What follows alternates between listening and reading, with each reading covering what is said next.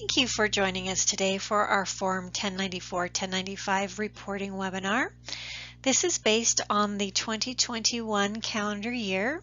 My name is Susan Grassli. I am an attorney with GBS Benefits, and I help our clients understand how to comply with the Affordable Care Act and other health benefits laws. Today our agenda includes three main sections. First, our overview, which will include background, reporting big picture information, general furnishing and filing information, how to deal with mistakes and corrections, and so on. Our next section will deal briefly with penalties, both on information reporting penalties and employer shared responsibility penalties. And finally, with the 1094-1095 forms specifically, we'll go line by line, first with 1094-1095B forms, and then the 1094C form, and finally the 1095C form. We've included in this presentation a table of contents and a reference guide that will help you use this recording and the slides in a way that best fits your needs.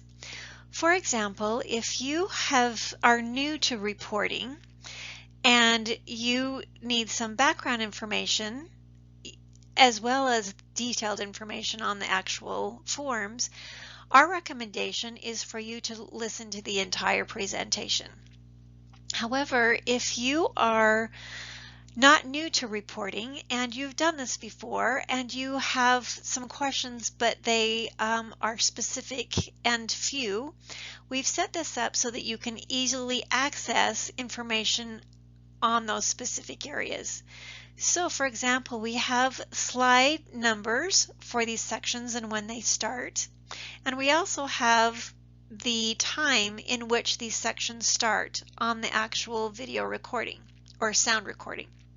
So the hope is that if you don't need the full presentation, you can move around easily within this presentation, either the slides or the recording, and quickly get the information that you need. We hope that this is an extra benefit. So first we'll start with an overview. As background, the Affordable Care Act was actually passed in two separate acts a week away from each other, but collectively they are referred to as the Affordable Care Act.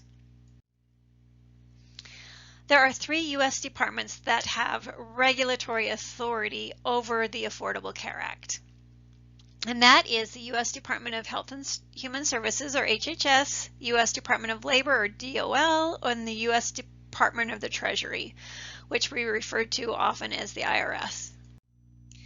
Sometimes I am asked what regulatory authority means. So just briefly, U.S. departments that have regulatory authority have authority to issue guidance, they have authority to investigate compliance, and they also have, of course, then authority to assess penalties or a tax.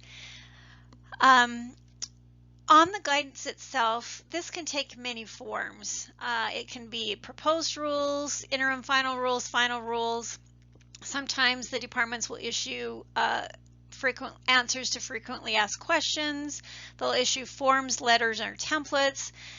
Some other sub-regulatory documents are issued that I don't have listed here. But the bottom line is what that guidance does is clarify how an entity that needs to comply with this particular law can better understand how to comply.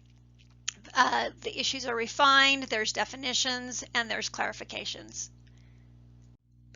I am asked somewhat frequently, actually, how compliance investigations or penalties can be triggered. And there's a variety of ways, and I've included a couple of examples here. First, you could have an employee or a participant on your group health plan directly ask one of the agencies a question or complain directly to them, the IRS, HHS, or DOL. Another example is you could be the subject of a random audit, or in addition, that audit could be on another topic, but for whatever reason that agency identifies a possible problem with group health benefits, and so they forward that information to the other agency that would investigate that particular topic.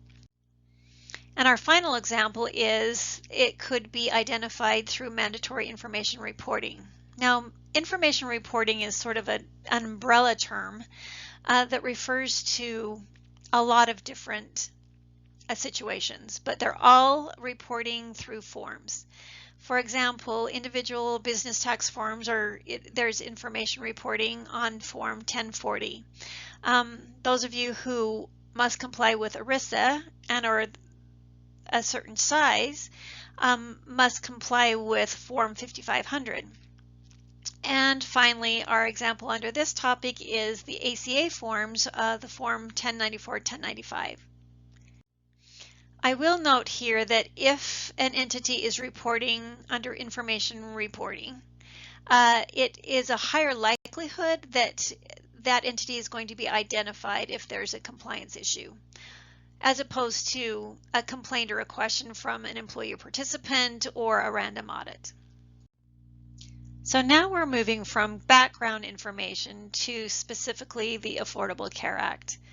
There are 4 basic parts of the Affordable Care Act. We'll refer to it as the ACA. Individual shared responsibility, sometimes referred to as the individual mandate. Employer shared responsibility, sometimes referred to as employer mandate. Exchanges, sometimes referred to as the marketplaces. We have lots of names for these things. And also within this category are the subsidies that can sometimes be received depending upon qualifications. And then our 4th area are all the ACA market reforms. The regulatory action by IRS, HHS, or DOL includes identifying noncompliance under the ACA, and specifically the employer mandate, the individual mandate, and the other category of the general market reforms. It also includes identifying individuals who received the ACA subsidies in the exchange, but who were actually ineligible for those subsidies. So bottom line, the 1094, 1095 forms provide the regulatory agencies with the information they need in order to determine noncompliance. And that means when it comes to employer shared responsibility specifically and information reporting specifically, the employers will likely not fall under the radar, and if noncompliant, would be identified. So this visual aid hopefully helps you understand better the big picture. We've got 3 areas where reporting takes place. We have exchange and the marketplace. So those marketplaces themselves have to report to the IRS as well and to enrollees. What they're reporting on is who purchased in the exchange and who received the subsidies. They use, or the marketplaces use, the 1095A forms.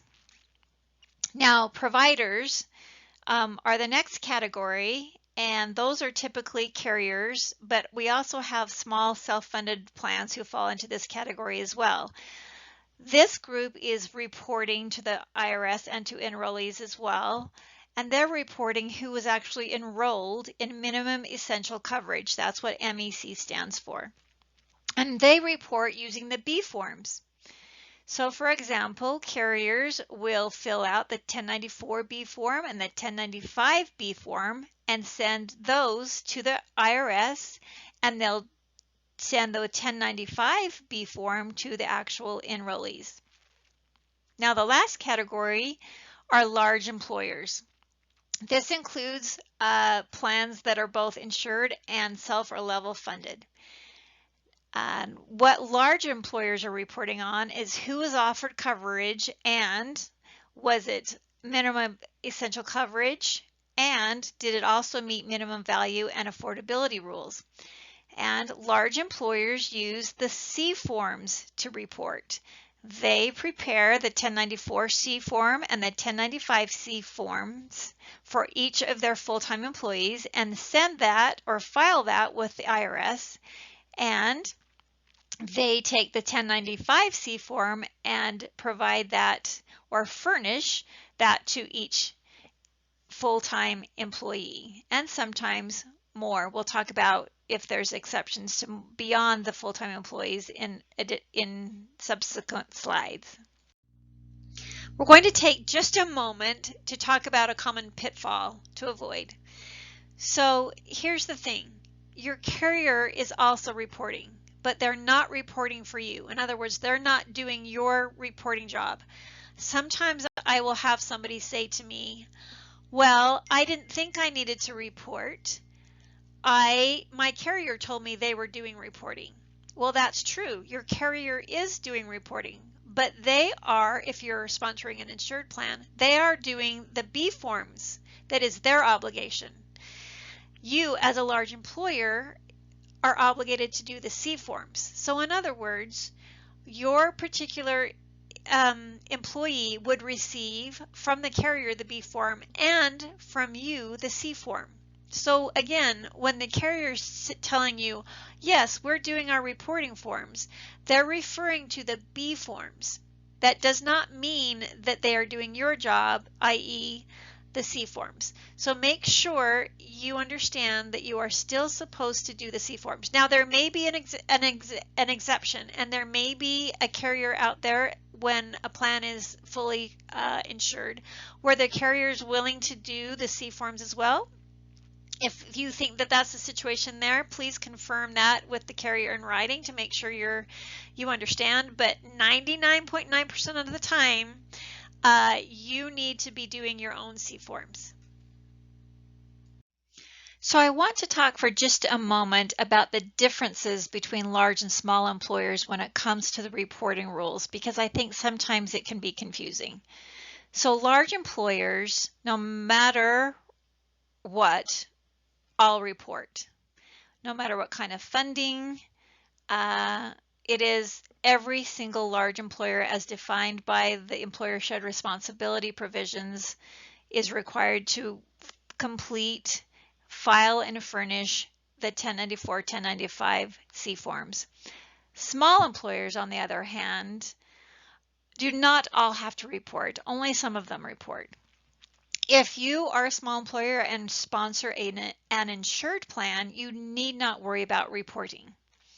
The carrier is going to take care of providing the B forms to the IRS and to enrollees, and you don't have any role in that. However, if you sponsor a self or level funded plan, the carrier is not going to be providing those B forms, so you need to be the one who's doing that. There is a change since these rules were originally put into effect back in 2015 that now allow small employers to be excused from filing the B forms to all enrollees. But certain conditions have to be met in order to meet that exception. So we'll talk about that in subsequent slides, but just as a note here, know that that has changed. I also want to take just a moment to remind you about the definition of a large or small employer under these specific rules under the ACA. Remember that an applicable large employer, or ALE, or large employer, they're all references to the same thing.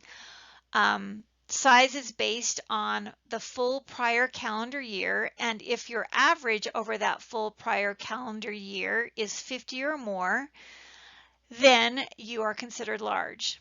If you are considered a small employer, again based on the full prior calendar year, if over the average of those 12 months your employee count is less than 50 full-time employees. Now there are specific calculation rules. It's not just simply averaging, so we won't go into that detail today, but if you have questions about that, please contact us and we'll make sure that you receive the calculator so you know whether you are large or small. Now we're going to take a few slides to talk a little bit about furnishing and filing. When we refer to furnishing, we're referring to the obligation to report by providing the 1095 forms to employees. And to furnish, you must either mail or hand deliver that 1095 form. Now, there's an exception to that rule, which is if a recipient affirmatively consents to receiving that form electronically, then you may do so. Otherwise, you have an obligation to mail it or hand deliver. When we refer to filing, we're referring to the obligation to report by submitting the 1094 form and copies of all the 1095 forms with the IRS. In order to file, you're going to submit electronically. And again, there's an exception there. If you are filing less than 250 1095 forms, you may file by mailing paper copies rather than using the electronic process. There are furnishing and filing due dates. We're going to talk about the original filing due dates, and then we're going to talk about some changes. The original deadlines were January 31st for the 1095 forms that needed to be furnished to employees, February 28th for 1095 forms filed with the IRS if filing hard copies, and March 31st for the 1095 forms filed with IRS if filing electronically. However, if you've done this in prior years, you know that every year there's been a change of date on at least one of these deadlines. What happened this year on November 22nd is that the IRS announced that there would be a new due date, not just for this year, but in subsequent years, for the 1095 forms furnished to employees, and that will be March 2nd. And again, that applies for this upcoming filing as well as future years. The other dates stay the same, so the 1095 forms filed with the IRS if filing hard copies will be February 28th, and the 1095 forms filed with the IRS if filing electronically will be March 31st. We have a couple of 30-day automatic extensions, one of which is going away, and that's the first one we have listed here. This is the 30-day automatic extension that allows employers an extra 30 days to furnish the 1095 form to their employees. Because of the new proposed rule that automatically gives an extra 30 days, there will not be an additional 30 days that you can apply for. So you no longer have that option to request that extra 30 days. However, you do still have the 30-day automatic extension for filing with the 1094, 1095 forms with the IRS.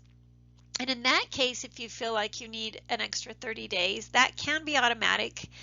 The employer must complete Form 8809, and it is an automatic extension, meaning as long as you file that form before the regular due date, you will have an automatic extension. You don't have to wait for a response. So now we're going to take a few slides to talk about furnishing the 1095 forms to employees. And then we'll take a few slides after that to talk about filing the forms with the IRS. So which employees must be furnished the 1095 form? We're going to divide that into two sections. First, the 1095-C form, and next the 1095-B form. If you're obligated to furnish the 1095-C form based on the information we already talked about, you need to provide that 1095-C form to all your full-time employees, even if they did not get offered coverage. In addition, you must offer to all enrolled part-time or variable hour employees, but only if your plan is self or level funded. The 1095-B form, if you're required to file those, furnish those based on what we talked about before, you need to provide that B form to all employees who enrolled in your coverage. It's not about whether they're full-time or part-time or variable. It's just about whether they were enrolled in coverage. Now, there's an exception to this rule, and we'll talk about it later in this presentation, that you can do in lieu of the 1095B forms, you can furnish something else or follow a different rule. And we'll talk about that in a minute. There are exceptions to being required to furnish a 1095C form to an employee. We're going to list them here. You do not, if you are required generally to provide the 1095C form, you still do not need to provide that form to an employee when, number one, that employee is not a full-time employee in any month of the year that you were reporting on. So for example, if you have a full-time employee, an employee who was not full-time any month of the year in 2021, you do not need to provide that or furnish that form, 1095C form, to that employee. The second example is when you have an employee who is in a limited non-assessment period for all 12 months in the calendar year. For example, you might have a new variable hour employee who during 2021 was either not employed with you or was in their initial measurement period and therefore would not need to be furnished the 1095C form.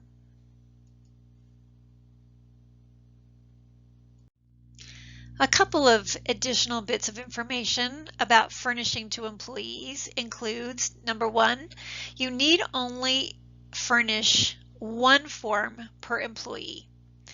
There is a small exception to this rule, and that's a situation where you have a full-time employee who may have worked for more than one employer that is a member of the same aggregated group or control group.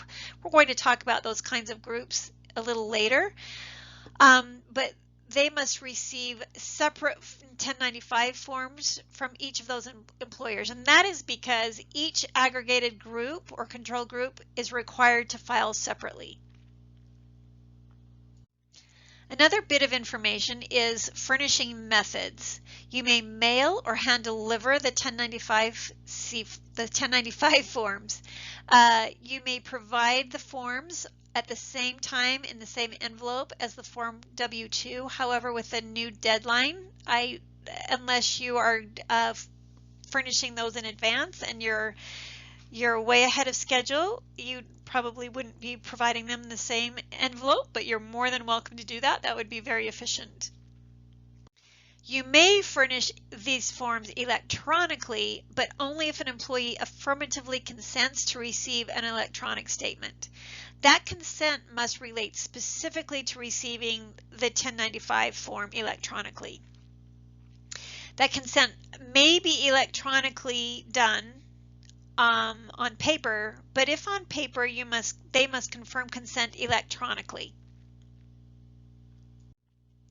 Note that delivery of these forms electronically to employees means that you are sending a message that includes a statement that says you are attaching the 1095 form to an email, or you're informing the employee how to access the 1095 form on your website. The past few slides we were talking about furnishing the forms to employees, and now we're going to have a few slides where we discuss filing the forms with IRS. The two optional forms or methods to file with the IRS include the United States Postal Service or some other carrier, meaning you're shipping or mailing hard copies to a specific IRS address, or the other option is filing electronically through the IRS platform, the AIR system. Now, there is an exception to this rule. If you are filing 250 or more 1095 forms with the IRS, you are required to file electronically through the AIR system. Now, there are some proposed changes to this threshold, which we'll talk about on the next slide, but this is the current rule. We're going to take a moment to talk about the proposed changes to the 250 plus electronic filing threshold. We're going to talk about the current rule, and then we'll talk about the proposed rule. Again, as on the prior slide, the current threshold is for large employers. You are required to file electronically if you are filing 250 or more 1095 forms. Now that 250 count is based on only 1095 forms, not other forms that you are reporting, on which you're reporting. However, the proposed rule makes a couple of changes. First, the proposed rule states that the threshold requiring employers to file electronically will move from 250 plus forms to 100 plus forms. And instead of calculating that size based only on the 1095 forms, it would be based on all information reforms that you would be filing. In other words, you would get to 100 by counting not only your 1095 forms that you will be filing, but also your W-2 forms that you will be filing, your 1099 forms, and so on that you'll be filing. So this basically means that a lot of us will be required to file electronically if this proposed rule becomes final. Now, the effective date for this proposed rule, the proposed rule says, could be as early as this reporting on the 2021 calendar year. However, it is likely that it would apply to next year's reporting, meaning 2022 reporting that is submitted in 2023. But we'll keep you updated if that changes. The next 3 slides will cover filing with the IRS electronically. After that time, we'll talk about filing with the IRS by paper. So filing forms electronically with the IRS, as we discussed before, must be through the Information Return or AIR system. The specific guidelines are provided in a publication that is updated every year called IRS Publication 5165, and that can be easily Googled. This information or this pamphlet would be for your IT people. But generally, you must use XML format, and there is some discussion about how the formatting directions are in some cases different than the formatting required for XML, and so you're going to need your IT people to assist you with that. Alternatively, rather than filing electronically on your own, you could consider using your payroll company or engaging a reporting vendor to assist you with that filing. We have some common pitfalls when filing electronically with the IRS, so we'll talk about a couple of those here. One of which would be when you're submitting the forms on your own electronically, and the other would be when you're using a payroll company or a reporting vendor. When you are submitting the forms electronically without a vendor or your payroll system, just on your own, you need to understand that you must complete the AIR system step process well in advance. You must complete 3 steps before you're allowed to submit the forms. And those 3 steps include registering to use the IRS e-services tools, then applying for your information return transmitter code or transmitter control code, TCC, and then finally testing your communication with the AIR system. And then remember, of course, that when you are submitting, the forms must be in the XML format in order for that form to go through the AIR system. Now, if you're using your payroll company or you're engaging a reporting vendor, here's where the pitfalls lay there. You need to make sure that you clarify the assistance they will and will not be providing so that you are absolutely clear on what you need to do. For example, will that payroll company or reporting vendor be populating the forms and filing with IRS and mailing those forms to employees? Meaning they're doing all the filing and furnishing for you? Or will that vendor or payroll company be populating the forms and filing with the IRS, but will not be furnishing to employees? That would be you who would furnish to employees. Or would that vendor or payroll company be populating the forms only, thus leaving it to you to actually file with the IRS and furnish with employees? Bottom line here again is to make sure you're clearly communicating what role you will be taking versus the payroll company or vendor. Our final slide on electronic filing with the IRS includes the hardship waiver. The hardship waiver can be requested through IRS Form 8508, and that's if you need to request paper filing versus electronic filing for that year. What you need to do is make sure that you are or requesting that through Form 8508 at least 45 days before the due date of the return. But the rules do say that you may file the form up through the regular due date. It's just ideal to do it at least 45 days before, because the IRS does not begin processing for the 8508 waiver request until January. So this is not an automatic waiver. You need to wait for the response. And so the sooner you can request that hardship waiver, the better. Now, this also needs to be done on a yearly basis if you need to request this in future years as well. We're moving on now to filing with IRS through paper rather than electronically. So the first point here is that when you're shipping and mailing, you need to make sure you are printing the forms in landscape format. Make sure you do not fold the forms when you put them in the envelope. Make sure they're flat and there's no paper clipping or staples. If you need to use more than one package to mail, make sure that you write your employer name, the number on each envelope, the number of packages consecutively, and place the 1094-C form in package number 1. Make sure you keep your copies for at least 3 years, and make sure you send the envelopes, however many you have, first class mail. The 2 locations are either in Austin, Texas, or Kansas City, Missouri. So again, the address that you select depends upon the U.S. state in which your principal business is located. So what I've done is I've listed each state individually here under their assigned address. So we're going to move on now from filing and furnishing to mistakes and corrections. Sometimes I'm asked when someone identifies a mistake what they need to do and when they need to do it. The IRS has been clear that if you identify a mistake on the forms, that correction should be filed and taken care of as soon as possible.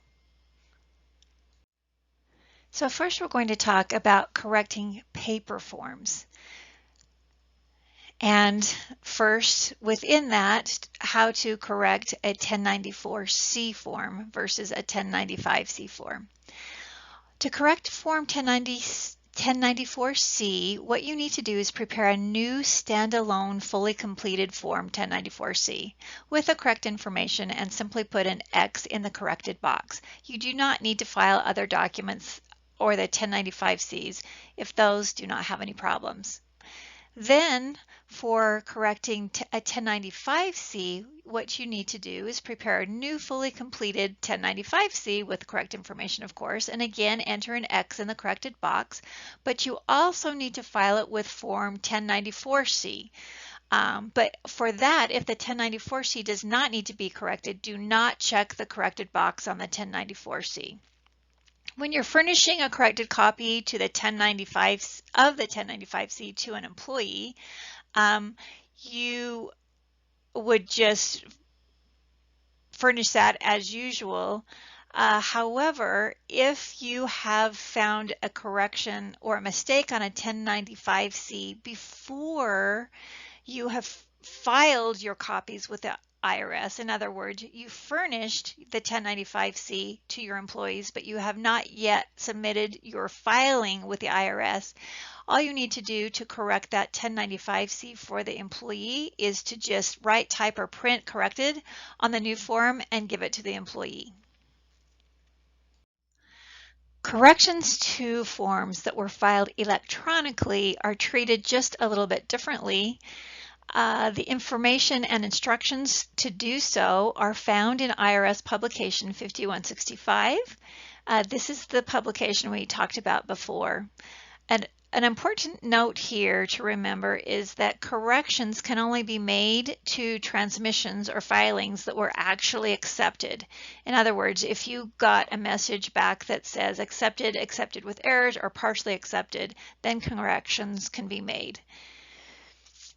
Finally, even if you filed electronically originally, if you need to correct forms and that number is less than 250, you can go ahead and send those corrections by paper and mail them, which may be an easier option depending on whether you have a vendor helping you or whether you're doing it on your own. Our last slide on mistakes and corrections is about prevention. So whether you are filing by paper, whether you're filing electronically, whether you have some sort of assistance with this process, or whether you're doing it all on your own, regardless of any of that, it is important for you to remember that you as an employer are ultimately responsible for correctly and timely filing. That means that when IRS sends penalty letters, that letter is going to be sent directly to the employer, and the penalty will be assessed against the employer, not against any other party. So it's important to try and take some time to prevent mistakes rather than trying to correct them. So that includes reviewing the forms to identify mistakes and inaccuracies. And part of that is learning this process. So it's great that you are here learning this. That's a good first step. But also, please don't be afraid to ask questions. If you have anything that comes up beyond these slides, we're here to help. Before we move on from the overview section and move to the penalty section, we're going to talk on just one slide about the difference between state reporting and federal ACA 1094-1095 reporting. As you understand, the ACA individual mandate is a federal mandate, but there are some states who have an individual mandate type law within their state. So let's talk about what that means when it comes to reporting in those states. Again, the ACA requires most individuals to obtain health coverage for themselves and dependents. That's what the individual mandate is under the ACA. There was a change effective in January 1st, 2019, where the penalty was changed to 0 for not getting coverage if you fail to comply, but the actual rule still exists. It's just the penalty went down to 0. However, some states have separate but similar individual mandate type requirements, and those states are California, Massachusetts, New Jersey, Vermont, Rhode Island, and the District of Columbia. For state reporting, and within those states, some of them require reporting that is state specific.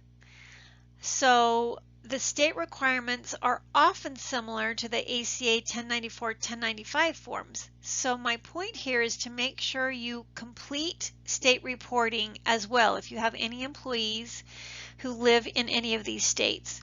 We also have a summary that GBS put together entitled State-Specific Individual Mandate Rules and Annual Information Reporting Requirements that give you a few more details and provide some links as well.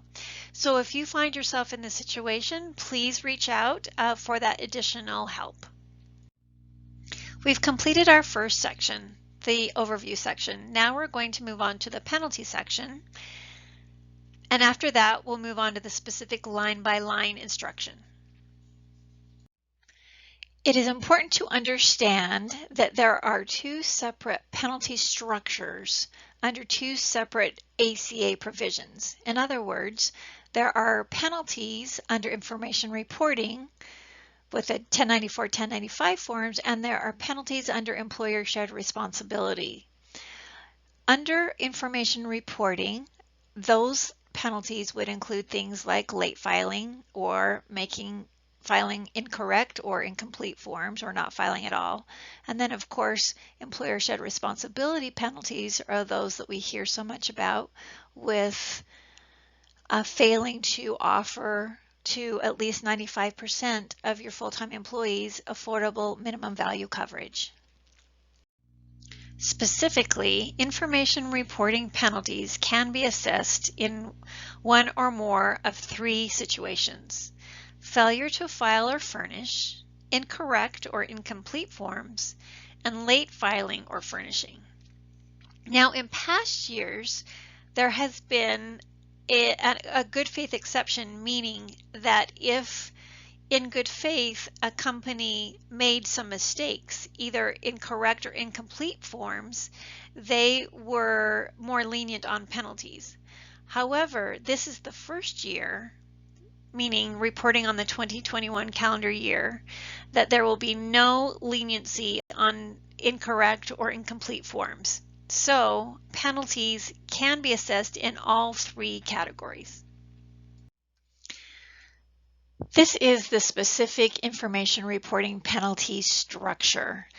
I just want to point out the first line here, which is the failure to file or furnish the forms, either by submitting with the IRS, filing with the IRS, or furnishing to employees. That amount has gone to $280 per form from the original amount of $100. So that can add up.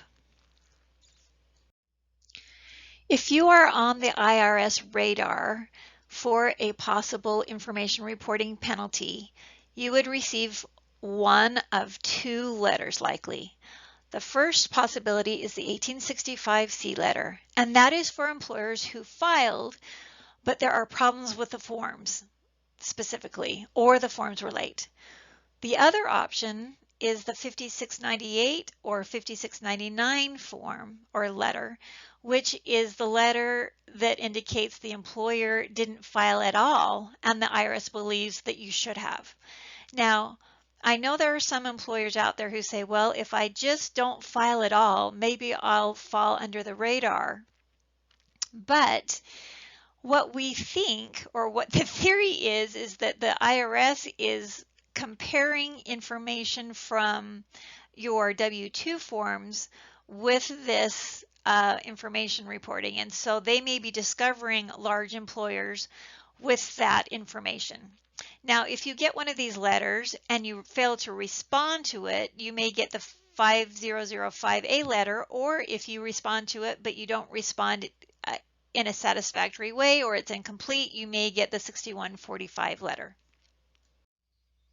Moving on to the employer shared responsibility penalties, now that we've talked about the information reporting penalties, let's just refresh your memory on what those penalties are. Those penalties are assessed if an employer who is large fails to offer coverage to at least 95% of its full-time employees and dependents that does not meet affordability and minimum value thresholds. And remember, that penalty is only triggered if at least one of your employees buys coverage in the exchange or marketplace and receives a subsidy. Employer shared responsibility penalties are structured a little bit differently than the information reporting penalties. And because this is an information reporting presentation and not really an employer shared responsibility presentation, we won't go into much detail here, but I did want to make sure that I provided this slide that shows how these penalties are calculated and the history and the amounts for each year. Now, the penalties the IRS is on right now, they're always a couple of years behind, and the most recent penalty letters we've seen have been on 2018. So anyone who's receiving a penalty letter on employer shared responsibility this year probably has received one that deals with the reporting year 2018. If an employer is on the IRS radar for an employer shared responsibility penalty, the employer will receive a 226J letter. That's the initial penalty letter with proposed penalty amounts. Follow-up letters include those others listed here. Now, the important thing to note here is that if you're assessed with a penalty, you have an opportunity to provide an explanation as long as you respond to that 226J letter within 30 days. And you can see from this flowchart that process. Once you receive that letter, if you respond within 30 days, you go through a process which allows you an opportunity to explain and either reduce or completely get rid of that penalty amount. However, if you do not respond to that letter within 30 days, the IRS will automatically assess the full proposed penalty amount. This last slide in our penalties section deals with a letter that causes some confusion. This letter is sent by HHS, not the IRS, and is not a penalty letter.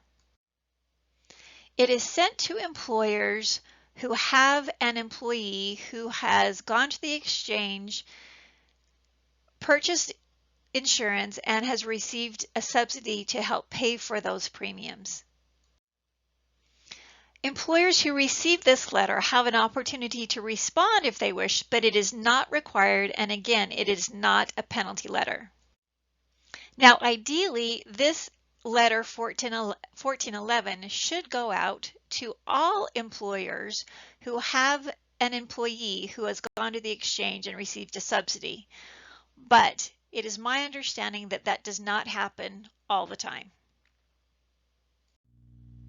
So we've completed 2 of our 3 main sections. We talked about our overview and provided a lot of background information and general information, and then we talked about penalties. And now in our 3rd section, we're going to move right into the actual forms and talk about each form line by line. The first forms we will discuss are the B forms, the 1094B form and the 1095B form. The B forms are used by small employers who are required to report. However, not all small employers are required to report.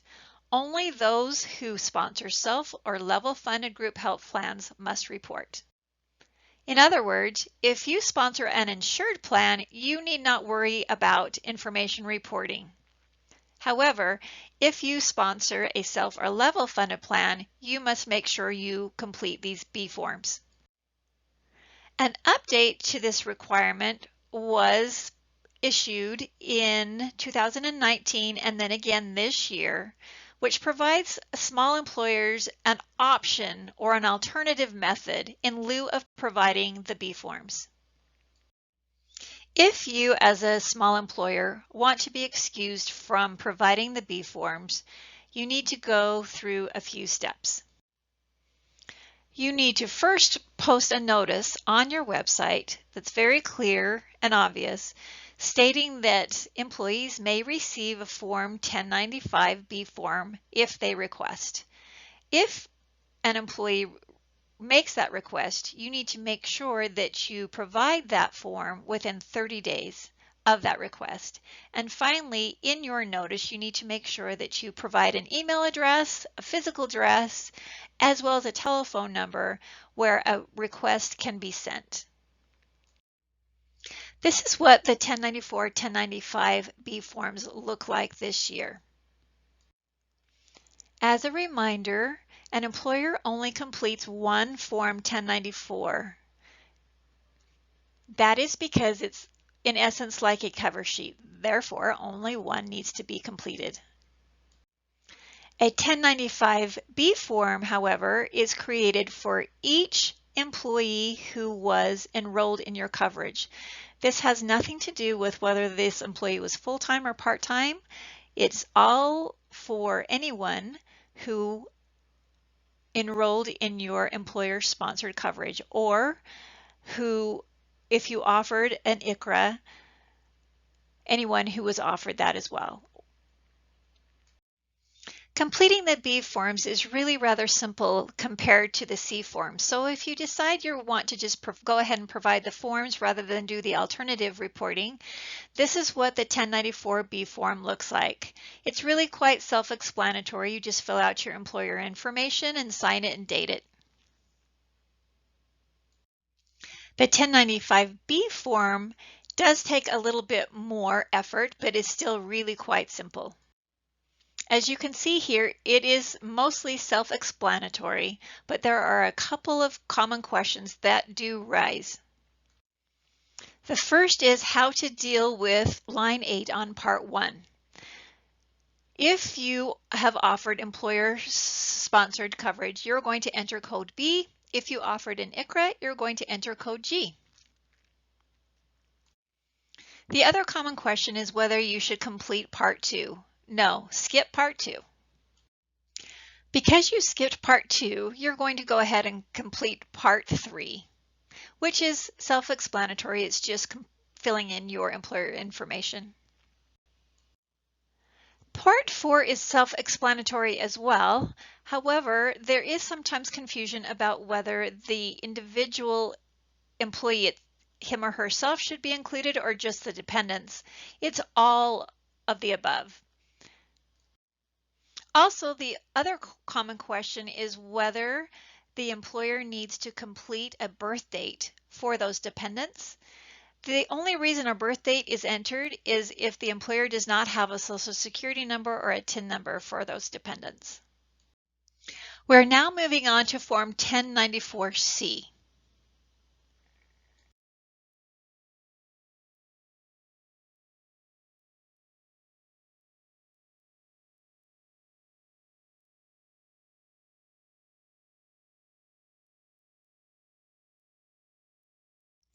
This is what the 1094C and 1095C forms look like this year. As a reminder, the employer only completes one 1094C form. Again, because it's basically like a cover sheet. However, there is a very small exception to this rule, which we'll discuss in a little bit. Of course, for the 1095C forms, you're going to complete a form for all full-time employees, even if they were not offered coverage or they were offered but they did not enroll.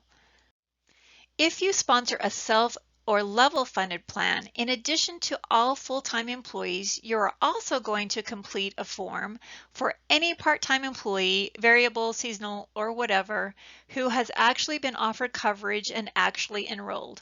Again, that is only required for those who actually enrolled. We've provided a view of each of the 3 pages of the 1094C form in case you want to see the details in advance. There are 4 parts to the 1094C form, and parts 1 and 2 are on the first page. Part 3 is on the second page, and this is the part that if you receive a penalty letter is replicated in that penalty letter. Part 4 is the last page, and this part is only completed by those who are members of an aggregated group. But we'll talk about that in more detail when we go line by line. Part 1 is self-explanatory, specifically lines 1 through 6. You're just completing your employer information. I like to point out line 7 because it's asking for the name of a person who can talk to the IRS if they call about the forms. Now, I make jokes about this sometimes, but just make sure the name is somebody whom you're comfortable taking that call. Lines 9 through 16 you can completely skip if you're not a governmental entity, and even if you are a governmental entity, you can completely skip unless you've decided to designate a governmental authority to complete the forms for you. The last lines in part 1 are really not very difficult either. Line 17 you just skip. Line 18, you're simply entering the number of 1095-C forms you're going to be attaching to this cover letter or this 1094-C form. Line 19 sometimes creates some questions, but it really is pretty easy. Generally, the answer is going to be yes. Generally, you're only going to want to file one cover letter or, in other words, one 1094-C form. However, there may be a situation where you have two different divisions located in two different areas, and it is easier for whatever reason to file separately.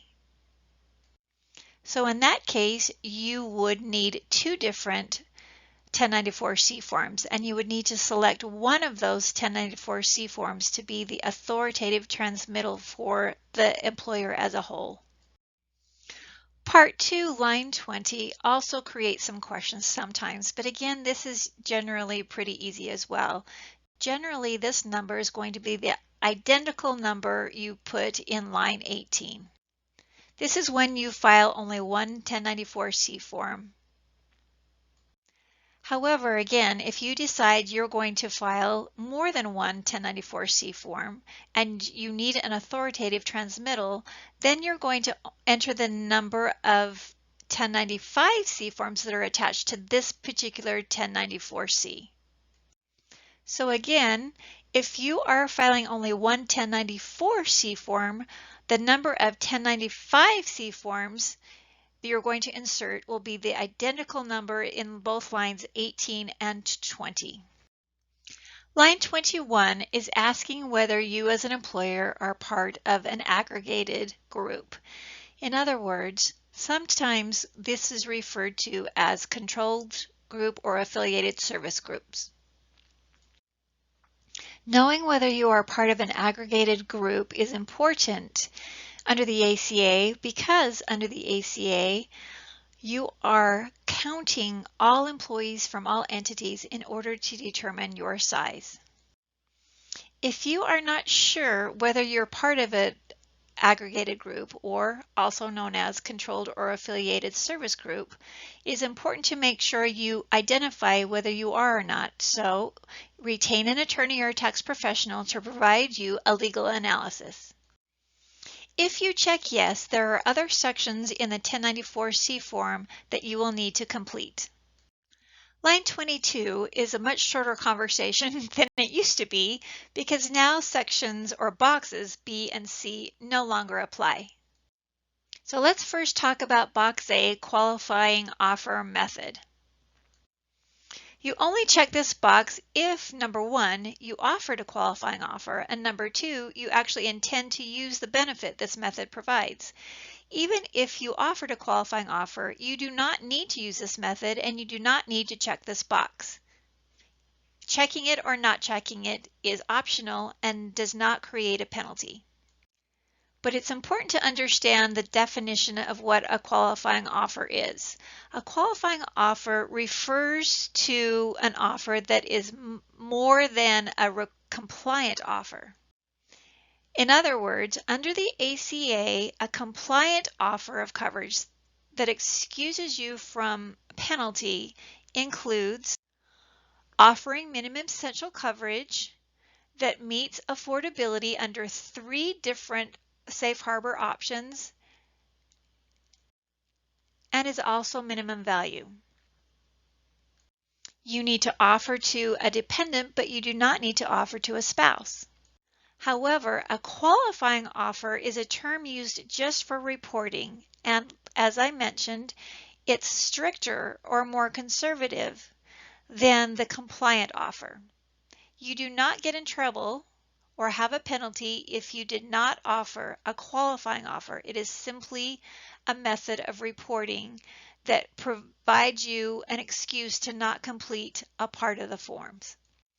A qualifying offer as compared to a compliant offer is an offer of minimum essential coverage and minimum value that is offered to dependents and the spouse, and it meets affordability under federal poverty level safe harbor, not under rate of pay or W-2 method. So I mentioned if you do offer a qualifying offer, it excuses you from completing a section of a form. That section is identified here, and it's on the 1095-C form that you provide to each of your full-time employees. You can see here that it excuses you from completing line 15 under Part 2. We'll talk about 1095-C in a bit, but we're skipping ahead so you can see from which part you are excused. This section is the section you enter the dollar amount of coverage, the dollar amount you charge for single coverage, and it's the lowest cost plan. If you have more than one offer of coverage or more than one plan from which to choose, it's the plan that is the most affordable, and it's the single cost of the single premium. As I mentioned before, boxes B and C no longer apply, so we'll skip over to box D. Box D represents the 98% offer method. Check this box only if you qualify for it and if you want to use the method. In other words, even if you qualify for this method, you are not required to use it. It's an option. If you want to use this method, you needed to have offered an employer shared responsibility compliant plan to at least 98% of your full-time employees instead of the required 95% of full-time employees. It needs, of course, also to have been minimum essential coverage and been offered to employee and dependents. It doesn't need to have been offered to a spouse. It needs to meet minimum value, and you can choose from any of the 3 affordability safe harbors, the federal poverty level, rate of pay method, or the W-2 method. So if you do meet the 98% offer method requirements, what is the benefit? The benefit, in my opinion, is rather significant because it excuses you from completing column B on the 1094-C form in Part 3. Now we'll get to that section in a moment, but this column takes some significant effort to get accurately. So it may be worth considering using the 98% method if you qualify for it. So let's move on to that part 3 right now. Column A is asking you a yes or no question on a monthly basis, whether you offered minimum essential coverage to at least 95% of all your full-time employees and their dependents. If you met this requirement, please check the box yes for each month you met that. If you check no for any month, and if you have an employee who received a subsidy in the exchange, you will receive a penalty letter. As a tip, you might be interested to know that this is, in my opinion, the most common mistake on the forms ever made. Some employers, for whatever reason, have misunderstood and have marked no in all boxes, or some of the boxes. So again, if you actually did meet the requirement and did offer, please make sure you put yes. Also, if you leave those boxes blank, from our experience, the system will automatically assume it is a no and send you a penalty letter. The last note on the prior slide says that you do not need to include in your count, your 95% count, any employee who is in a limited non-assessment period. It is important to understand the definition of a limited non-assessment period. So I created a slide that provides that in detail. But generally, it means a non-penalty period. In each of the columns in Part 3, it will indicate whether you include or not include any employees who are in a limited non-assessment period. If you are not required for a column to include any employee who is in a limited non-assessment period. And if you are close to either making that requirement for that column or not, you're going to want to make sure you subtract those employees off. Column B is the full-time employee count. This is the column we talked about a couple of slides ago under the 98% offer method. In this column, you're going to enter the number of full-time employees for each month. If you are using the look-back measurement method, Safe Harbor, to determine eligibility, you will want to use this calculation to determine whether each individual was full-time or not. Otherwise, if you have an employee who worked full-time for just a month, a variable employee who worked just full-time for a month or two here or there, or a part-time employee, you would have to include them in that count. For this column as well, you do not include any employee who is in a limited non-assessment period. So again, if you're close to the threshold, you're going to want to subtract out any of those. Column C is much easier to manage.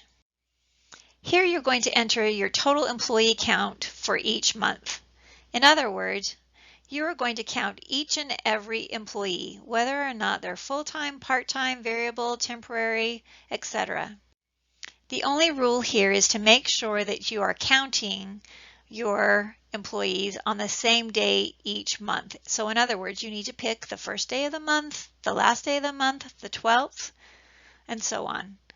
But you must be consistent.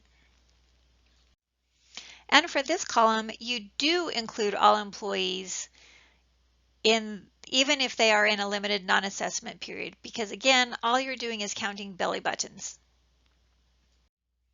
Column D applies only to those who are part of an aggregated group. Recall that in Part 2 you indicated a yes or a no. If you indicated yes, you need to complete this section. Column E no longer applies, so you do not need to worry about completing this section. It used to relate to a transition relief rule that is no longer applicable. Part 4 is found on the last page, page 3 of the 1094-C form. It only applies to those who are members of an aggregated group. Remember, aggregated groups are referring to those who are part of a controlled or affiliated service group. If this applies to you, you're going to enter the name and EIN of each of the entities related to you. You're going to list them in descending order, starting with the largest entity and going down to the smallest.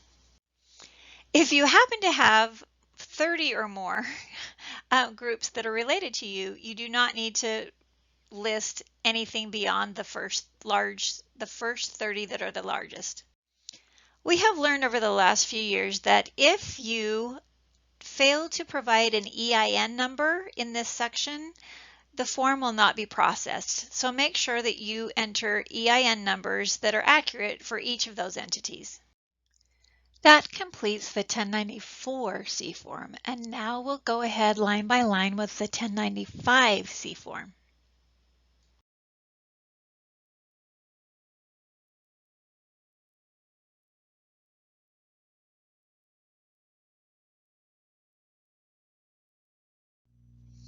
This is what the 1095-C form looks like now.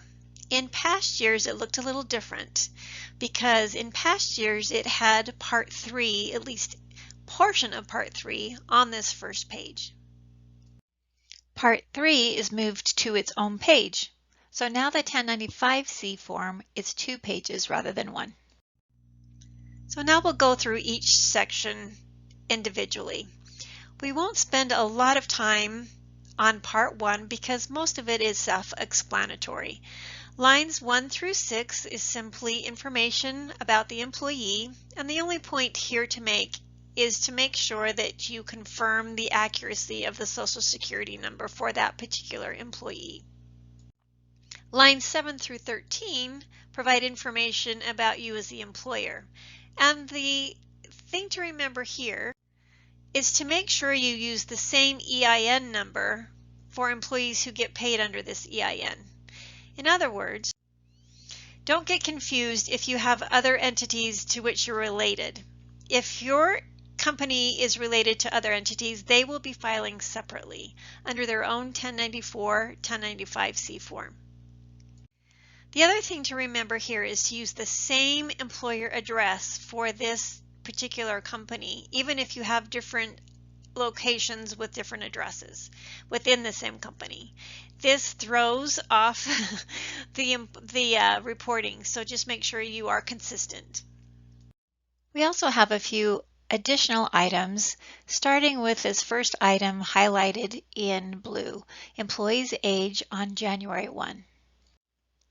You can ignore this if you did not offer an ICRA. If you did offer an ICRA, just enter the employee's age on January 1st, 2020. Right next to that long box is another box that you should recognize. This is the plan start month, and in past years, this was not required to complete. However, this year, all employers must complete this. But it's super simple. All you do is insert the month of the new plan year using 2 digits. In other words, you're going to put in the month that your plan year starts. So now we're moving on to lines 14, 15, and 16. And these are the coding lines. And we get a lot of questions on this, so we're going to do a quick overview, and then we'll move into each line separately. The reason we do this coding is because the IRS designed 2 sets of codes in order to enable employers to efficiently describe what they did, specifically whether they offered health coverage or whether they didn't, and what kind of coverage, was it affordable, and so on.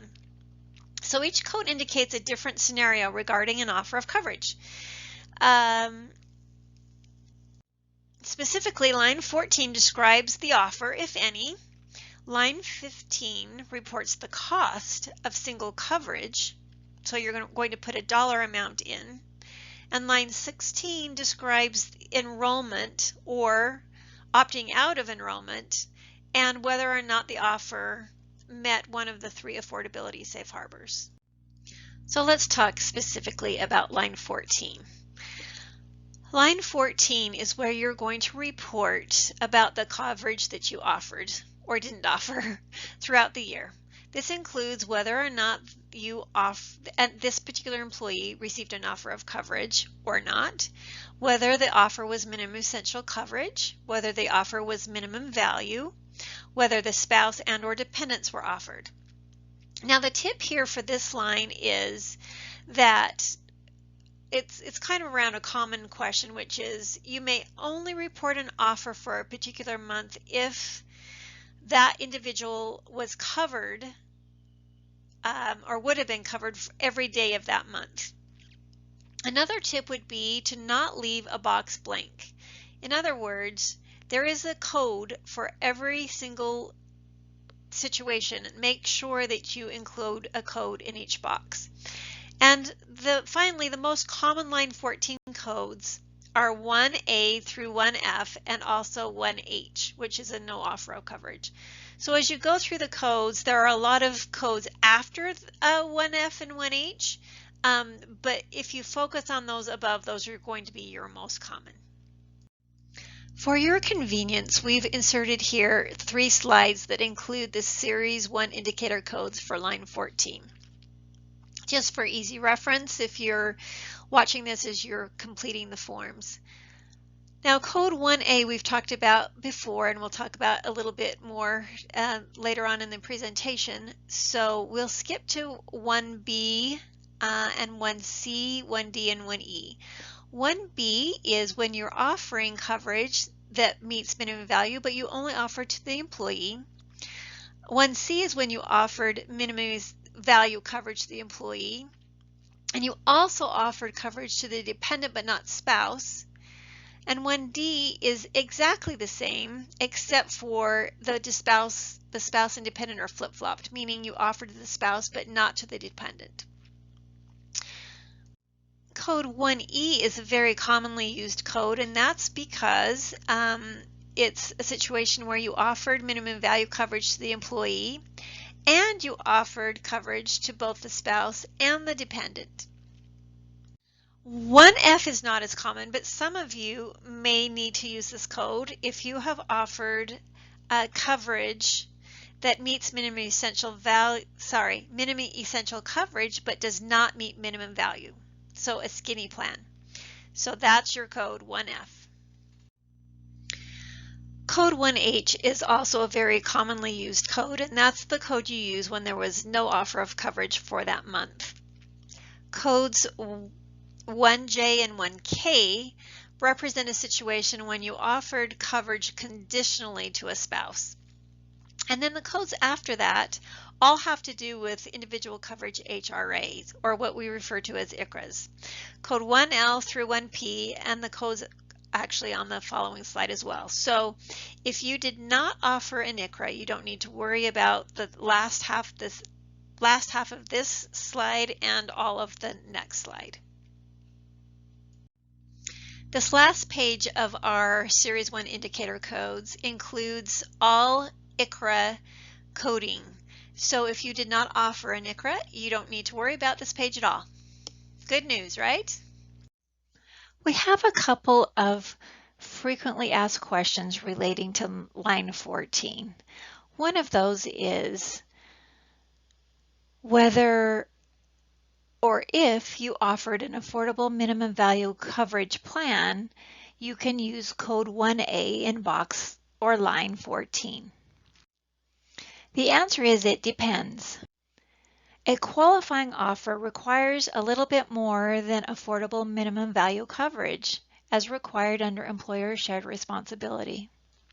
If you recall, we discussed a qualifying offer when we were talking about the 1094-C form. Code 1A cannot be used unless the employee actually received a quote qualifying offer unquote as defined by information reporting rules. Remember that qualifying offer, or the term qualifying offer, is a term used only in reporting rules. You can still have a compliant offer even if you don't have a qualifying offer. Recall that a qualifying offer is stricter or requires more than a compliant offer. In addition to affordable minimum value coverage, it must also have been offered to your spouse. Under a compliant offer, you're required to offer it to the employee and dependent, but not to the spouse. Under a compliant offer, you must meet affordability under 3 possible affordability safe harbor methods. However, under a qualifying offer, you only have one choice. You must have based affordability on only one of those 3 options, the federal poverty level affordability safe harbor. This leads us to the second common question related to line 14. Will you be penalized if you don't use 1A in line 14? The answer is absolutely not, as long as you offered a compliant offer. In other words, there are equally acceptable codes for line 14. For example, codes 1C and 1E are equally acceptable to code 1A. Line 15 indicates the employee's share of the lowest cost single coverage offered. So as long as that coverage meets or met minimum essential coverage and minimum value rules, the number you insert here is the amount the employee would have been required to pay if the employee selected single coverage for the lowest cost compliant plan. Even if the employee opted into a more expensive plan, you will enter the lower amount. Some tips for this line include the fact that you need not populate this line if you did not put certain codes in line 14. In other words, populate line 15 only if in line 14 you inserted 1B, 1C, 1D, 1E, or 1J, K, L, M, N, O, P, or Q. Also remember, if you didn't charge your employees for single coverage and you covered 100% of that premium, you are not going to leave this line blank. You're going to enter 0.0. Line 16 indicates a couple of things. It indicates whether employees enrolled in coverage, or if not, the reason the individual is not covered. It also indicates affordability. For this line, you're going to populate the box with the Series 2 indicator code. The key here is to not leave this line blank if there is an appropriate code to use.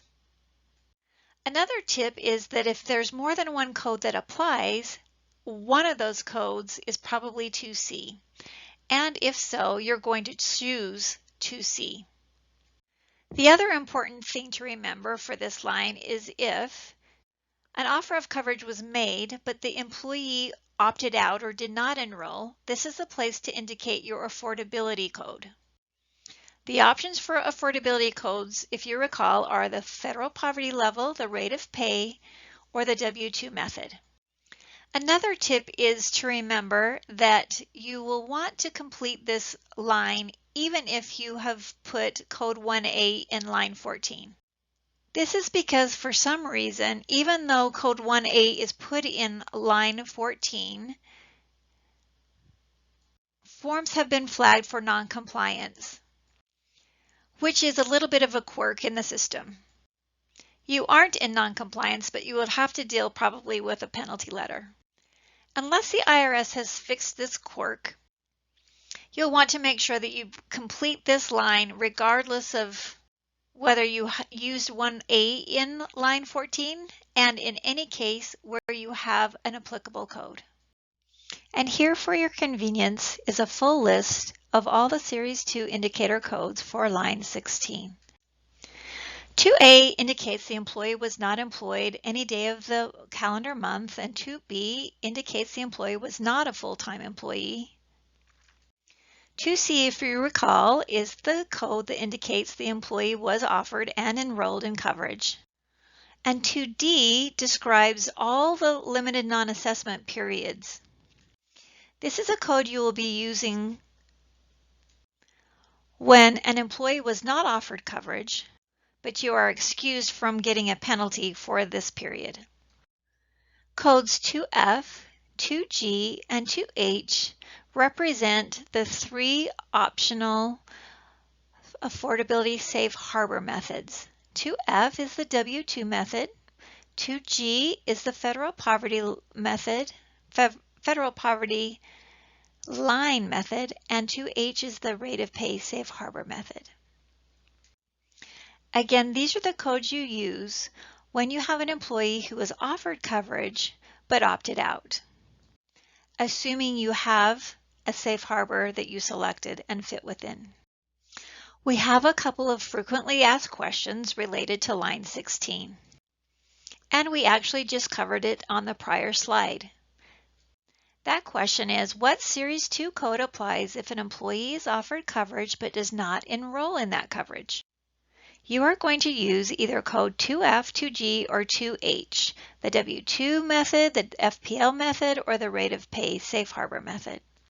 The important thing to remember here is prior to your plan year, you need to remember each year to select the appropriate affordability safe harbor that applies to your particular plan. This is a step we can help you work through each year. And it is a step that is included in our GBS ACA 4-step process. It's actually step 3. Each year you renew, we will ask you to select for that plan year an affordability safe harbor. The other commonly asked question related to line 16 is, may an employer use code 2A if the employee worked only a couple of days in the month? The answer is no. 2A is used only if the employee did not work even one day in that month. A third frequently asked question related to line 16 is, what is a limited non-assessment period as described in Code 2D? We talked about a limited non-assessment period a few slides back, and it is a month or more where there was no offer of coverage, but there is a legitimate reason for no offer. For example, you may have an employee who was just newly hired and they were in a waiting period for 2 months. So for those 2 months before the coverage was active, you would use Code 2D. Another situation where you may have used or may want to use 2D is where you have a newly hired employee who was in their initial measurement and administrative period, and that can last up to 13 months. So if you had a situation for those months, you would enter Code 2D. Line 17 will not apply to many of you. Line 17 is only used for those who were offered an individual coverage HRA or an ICRA. We talked about an ICRA on some prior slides. However, if you did offer an ICRA, you need to populate this line, and specifically you'll be entering the zip code that was used for identifying the lowest cost silver plan in order to calculate the premium, cost, and affordability. This zip code will be either the employee's residence or the employee's primary site of employment. Before we move on to Part 3 of the 1095-C form, we have a few additional general frequently asked questions. And those questions usually relate to COBRA. Coding for COBRA used to be a lot more complicated than it is now. The first step is to determine whether the individual is a current employee or a past employee. If the individual is a current employee, you are going to treat the COBRA offer as a normal offer of coverage and use the regular line 14 codes that apply to the specific employee situation. For example, if coverage was originally offered to the employee, spouse, and dependents, you would use code 1E in line 14 for any pre-COBRA months. And if COBRA after was offered to just the employee and not the spouse and dependents, you would use code 1B for the COBRA months. On the other hand, if the individual is no longer an employee, you do not treat the offer as a normal offer of coverage. The coding is a little bit different. Even though they are on COBRA, you're going to use code 1H, no offer of coverage, on line 14, and code 2A, not an employee, on line 16. Of course, for months the individual was an employee, you're going to use the regular codes. One other coding tip on this issue. If the individual was a former employee for the full year, in other words, was not an employee for even 1 month of the calendar year in which you're reporting, instead of using on line 14 code 1H, you're going to use code 1G, but you still use 2A on line 16. Moving on to Part 3 means we're almost finished. We're in the home stretch, yay, right? So the first thing you're going to do is remember whether you are sponsoring a self or level funded plan.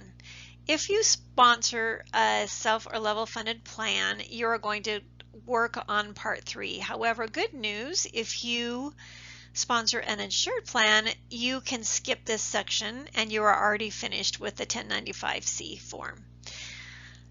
So you can tune out. This is the end of the presentation for you. But again, if you've sponsored a level or a self or level funded plan, you need to make sure you fill out this section. The next thing you need to do is make sure you check the box just above line 18. I think it is really commonly overlooked, and we do not have it highlighted here, but there's a box there that says, if employer provided self-insured coverage, check the box and enter the information for each individual enrolled in coverage, including the employee. And there's a little box there. Go ahead and check that box. The next thing is to actually fill out lines 18 and beyond.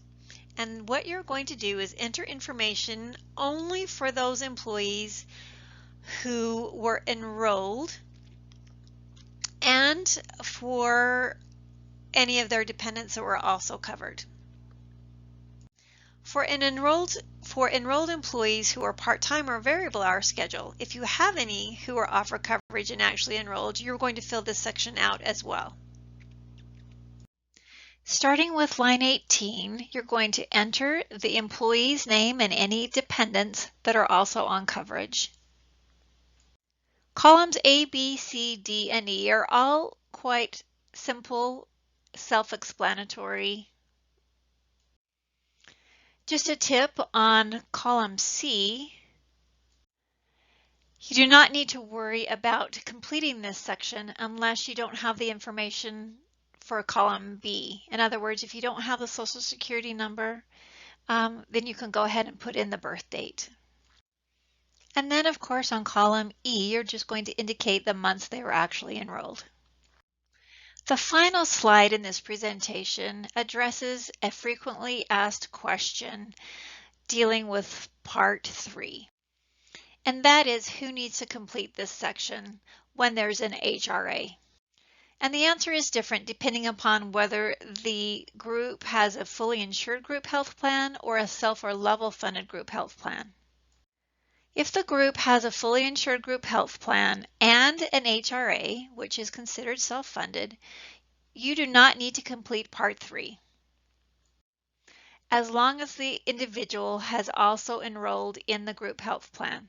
The only exception is where the employee is participating in the HRA but is not a part of the group health plan, and the HRA is associated with the spouse's group health plan rather than yours. If the employer is a self-funded group health plan and also has the self-funded HRA, you're just going to fill out Part C per usual. Completing Part 3 fills the obligation for both the group health plan and the HRA. This concludes the presentation. Thank you so much for tuning in, whether you had tuned in for the full presentation or just moved around to specific areas for which you needed answers.